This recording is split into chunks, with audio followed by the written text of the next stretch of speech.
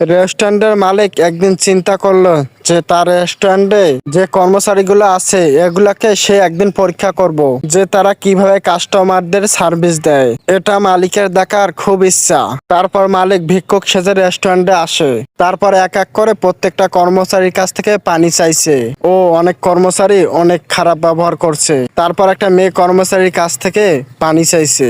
মেয়েটা পানি আইনা দিছে এবং গ্লাসের মধ্যে পানি ঢাইলাও দিছে। তারপরে এই মেয়েটা বলছে আপনি একটু বসেন। তারপরে এই মেয়েটাকে দেখেন সে নিজের টাকা দিয়ে একটা বার্গার আইনা দেওয়ার পরে এই লোকটা বলতেছে আমি ভিক্ষুক না, আমি এই রেস্টুরেন্টের মালিক। আমি তোমাদেরকে পরীক্ষা করছিলাম, তারপর যারা খারাপ ব্যবহার করছে তাদেরকে হোটেল থেকে বাইর করে দিয়েছে। আর এই মেয়েটাকে রেস্টুরেন্টের মালিক ধন্যবাদ জানাইছে। তোমার মতো লক্ষ্মী মেয়ে আমার এই রেস্টুরেন্টে খুবই দরকার।